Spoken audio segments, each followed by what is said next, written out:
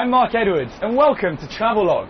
I've taken a brisk 45-minute flight east from Beijing to the coastal city of Qingdao, arguably the home of beer in China.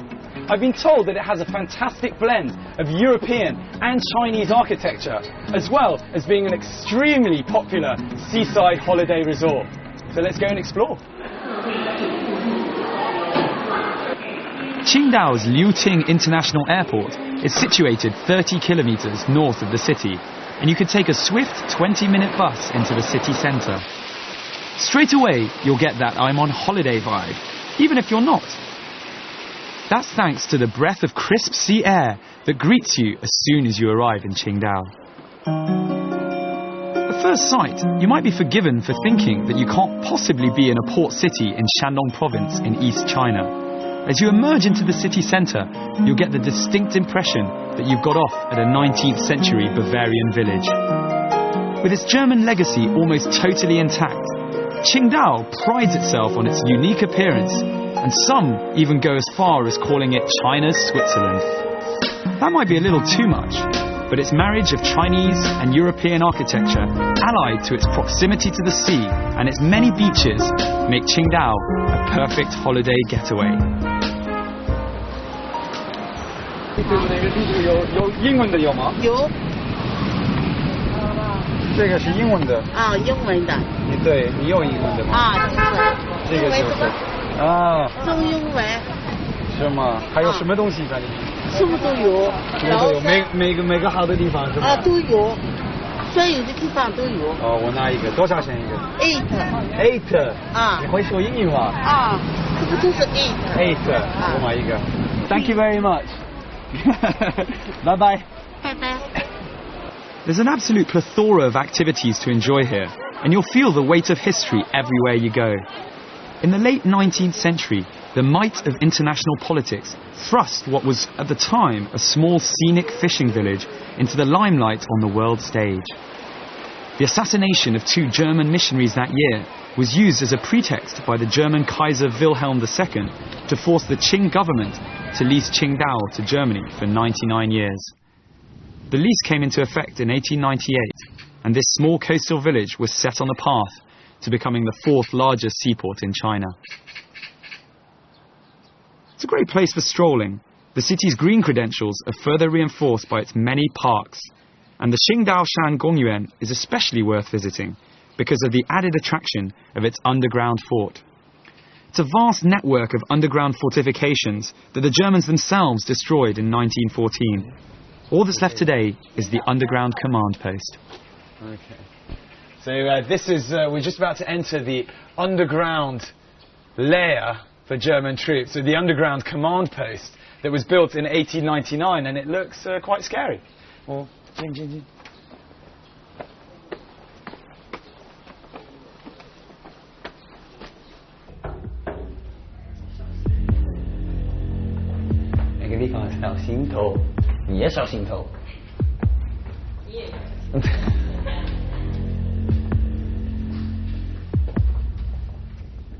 It's a thoroughly enjoyable visit, as you're literally thrust into the front line in a claustrophobic, hands-on experience guaranteed to appeal to all ages. The atmosphere is palpably scary, especially if you've come on a day with few other visitors. Dark, dank, and I'd venture to say an ideal setting for a low-budget horror movie. Whether you're coming to read about the history, feel the history, or relive it, you won't be disappointed. You can take a look around the old living quarters, the canteen, the boiler room, and the many escape hatches and secret tunnels, all buried 3 stories underground. So I'm heading up to the watchtower, which is where the German army would have given out their instructions. There's a reinforced steel parapet and turret that revolves, and it's got 20 centimetres of reinforced steel in case it came under heavy fire, and hopefully there won't be any of that today.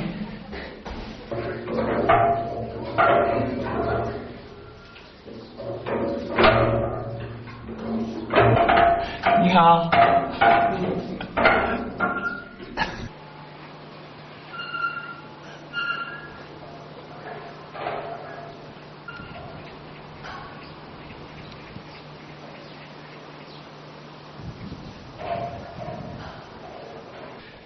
Luckily, no heavy gunfire, just a nice little girl. Can you see her? Yeah. It's all well and good getting hands-on and reliving the lives of early 20th century German soldiers. But it's time for a bit more history. So, finished our tour of the underground layer, and it really was very impressive to see how much money and resources the Germans put into building that place. And it makes sense because of its geographical location. It's a lot colder in there.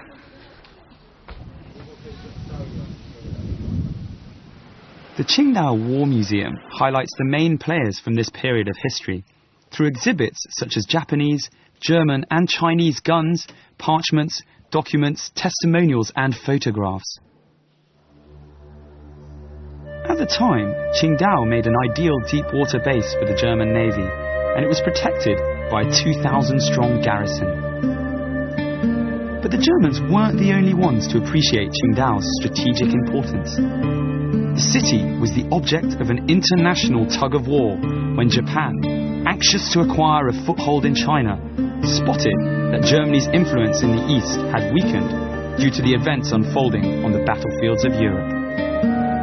What then ensued is commonly referred to as the Siege of Qingdao, the only major land battle in East Asia during the First World War. Then, in 1919, much to the fury of the Chinese, Qingdao was ceded to Japan under the Treaty of Versailles. This led directly to the outbreak of the May the 4th movement, a crucial event in the formation of the national Chinese consciousness.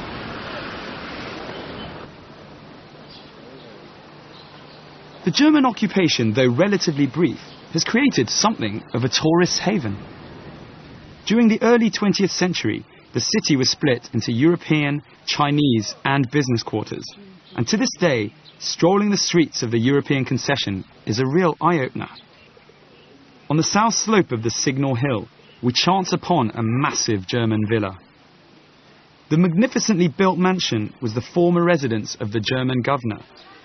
The entire estate covers 26,000 square meters, and it's undoubtedly one of the most impressive structures in the city, akin to a huge castle-like palace with spiral staircases, Tudor-style beams, vaulted ceilings and stucco balconies.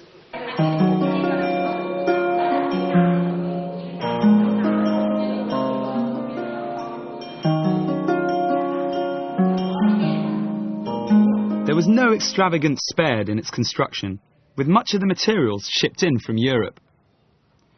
In many ways, it reminds me of the stately homes that you can find dotted around the United Kingdom, with their large entrance halls, lavish paintings and opulent decorations. Used by Mao Zedong in 1958, which is incidentally why it wasn't damaged during the Cultural Revolution, like many of the other foreign buildings were, the mansion is now a hotel cum museum. You can take a look at the very room used by the chairman, which has been left exactly as he liked it, with hard mattresses, soft couches and lots of spittoons. These days, you'll also be able to find different exhibitions that take place in the gazebo, such as a photographic history of Qingdao, which was on when we were there. So, picture this. It's the turn of the 20th century and you're the recently appointed governor of Qingdao, all the way from Germany. You also have a bottomless expense account. What do? Well, you build an extravagant house, like the governor did. Unfortunately for him, the bill went straight to the Kaiser Wilhelm II of almost 2.5 million tiles of silver. The governor was promptly sent back to Germany and sacked, but we get to see the remains.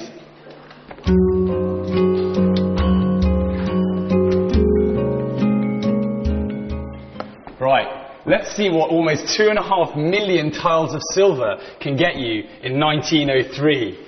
And one of the main questions I'm sure you're wondering is, how many rooms in this whole building? Well, 30 big rooms. And some of the few facts that I've learned here, if you have a quick look, that is probably just a normal fireplace to you, but Adding in the fact that there are 30 rooms, each fireplace in each room is completely different. Let's have a look around.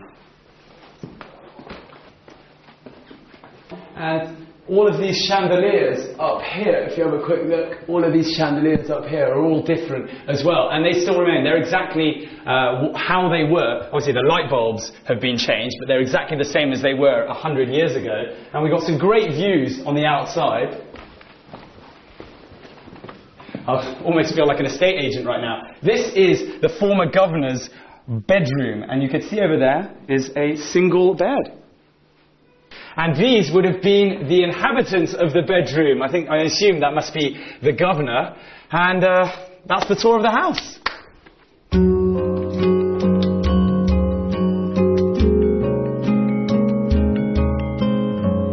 Each of the different rooms has a distinct style. But all in all, the moral of the story when it comes to this fantastic tourist spot is that expense accounts are never bottomless. But the governor really should be commended for his vision that lost him his job. As if the Ying Bingwan, as it's known in Chinese, doesn't have it all, you just need to walk outside a few yards and you'll be greeted by breathtaking views from the hilltop.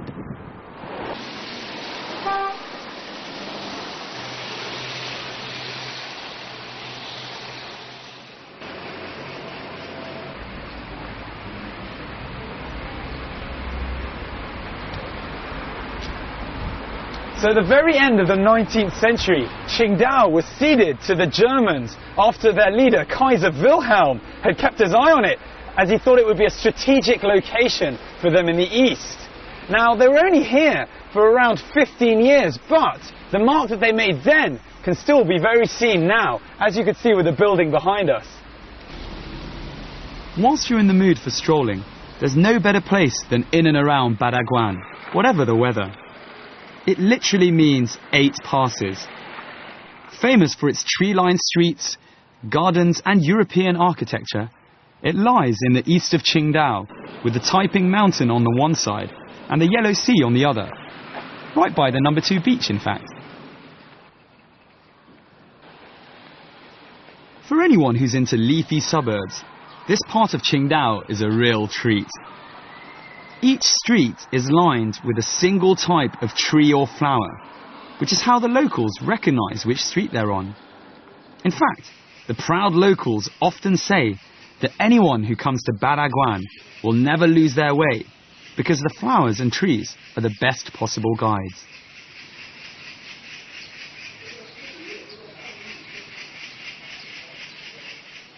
Badaguan is basically a conglomeration of several crisscrossing roads. The 8 roads are all named after 8 strategic passes on the Great Wall, in and around Beijing.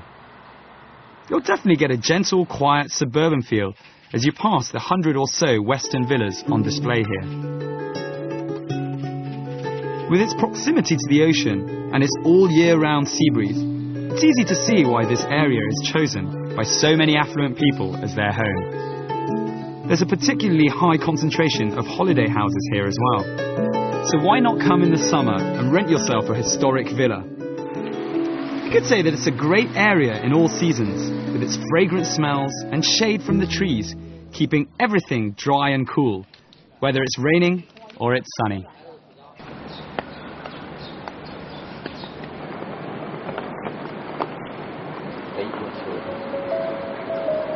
Next to the 8 passes and slightly east of the beach, you'll find a giant outcrop of rock with a Russian-style villa built on top.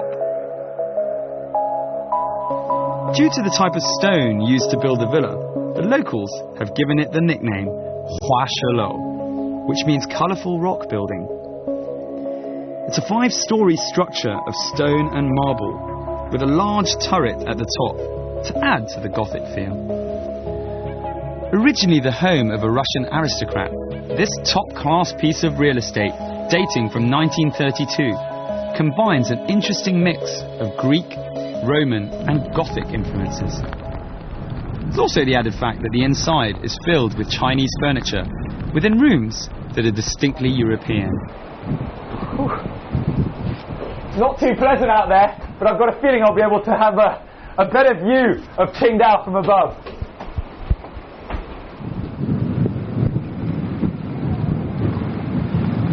Well, the rain may dampen our clothes, but not our spirits. Let's see if we can find the secret passage that leads out directly from the house to the seashore. Or so I'm told. So, like any place on Earth, or most places on Earth, Qingdao, unfortunately, is not averse to the odd downpour and heavy wind like we've got today.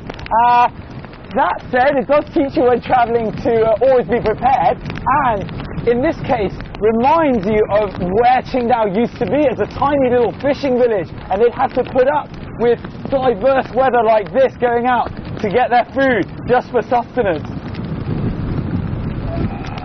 Something you will really appreciate from up here is how even on good days, the waves come crashing down far more powerfully on the east coast than they ever do on the south. Which begs the question, would you have been man enough to go out on days like this? Even if your livelihood depended on it, like it did for the fishermen in the 19th century.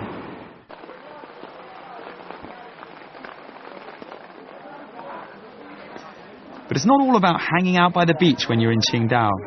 There's so much fun to be had taking in the culture of this fascinating city. For example, you can make your way over to the restored Tianhe Temple. It's a 20-minute walk eastward from Badaguan and is dedicated to the heavenly queen Tianhe. Actually, the temple also moonlights as the Qingdao Folk Museum.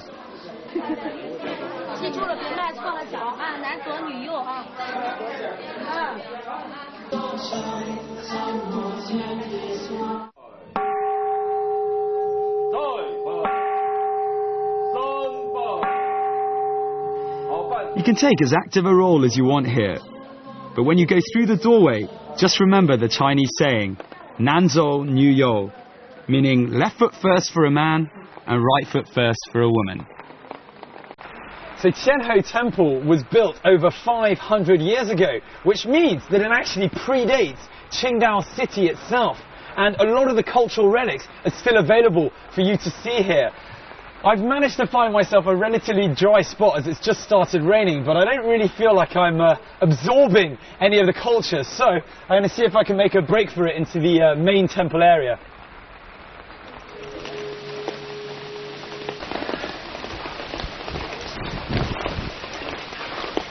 Well, can't always plan for the best weather on a holiday, and I've obviously planned very badly travelling today. However, I think it's quite apt that we've arrived at the Tianhe Temple in Qingdao, which is primarily dedicated to the goddess of the sea, Mazu, who would look after the sailors out on the coast. And I think on a day like today, they could probably use all the help they can get.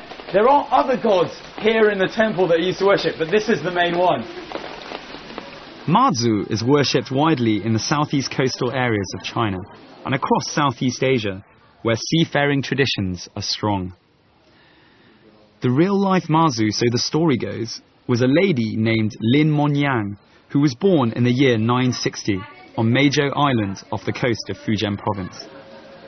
Mazu is usually depicted together with two guardian generals, known as the Thousand Miles Eye and With the Wind Ear. They are said to have been two demons who Mazu subdued and turned into loyal guardians and friends.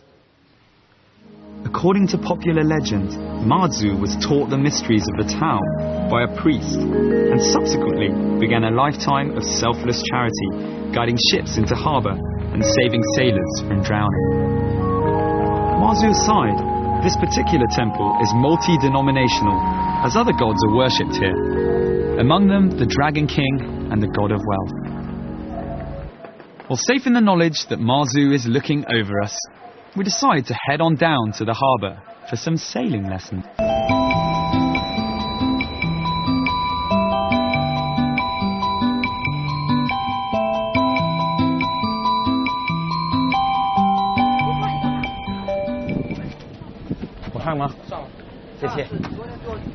My first sailing lesson. Woohoo!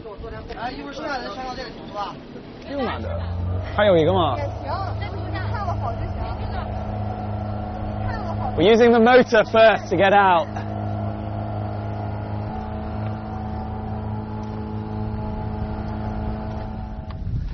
The trick is just to try and keep your balance. At the moment, I'm managing well, so step one of sailing, done. Don't fall into the water.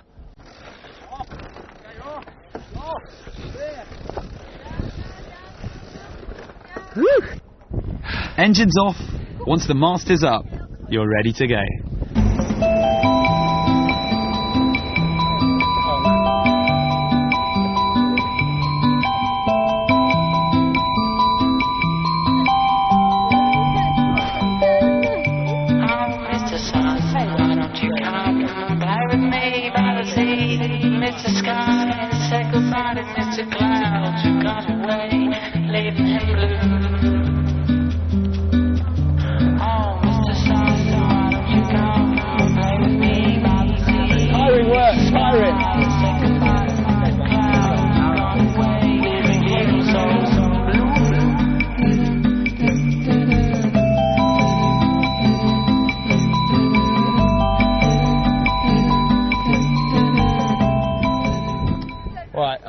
Not exactly a professional yet, but just being given my first lesson. It's very exciting.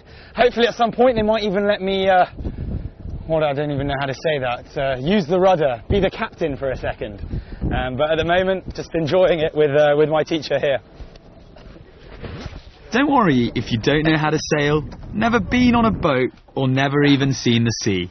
The teachers are all extremely professional, and more importantly in my case, extremely patient. In fact, there are people ready to help, whatever level of sailor you see yourself as. So we've taken a quick breather as the wind's pretty much died out, but I've been really impressed by the sheer enthusiasm of the crew trying to teach me, pretty rookie on my first day, first lesson ever. However, really have been impressed and surprised by the sheer number of Chinese people out on the seas learning to sail. So who knows, maybe the next Olympic champion could come from Qingdao itself.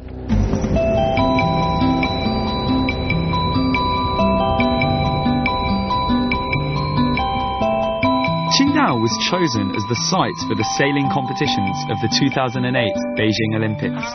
The problem was, the city had no yacht clubs or sailing centres, so a 45-acre venue had to be created from scratch at a cost of $470 million on the site of a former shipyard. Despite sailing being relatively new to China, its popularity is burgeoning at an exponential rate.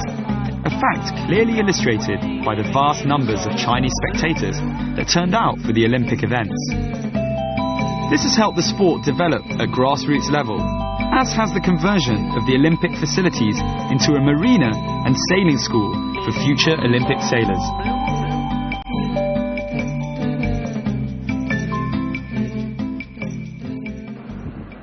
Right, enough time on the water for one day. Let's go and get a bird's eye view of the city.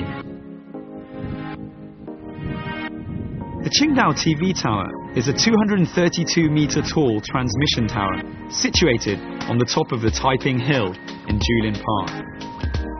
Built in 1994, the glass observation deck is perfect for some quiet contemplation. If you're feeling a little peckish, head to the revolving restaurant so you can fill up those grumbly stomachs whilst Qingdao revolves around you. And finally, make your way up to the wind-lashed outdoor sightseeing platform on top.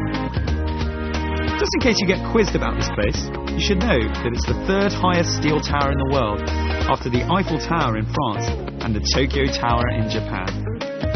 Perfect place to take a break for now and just enjoy the view.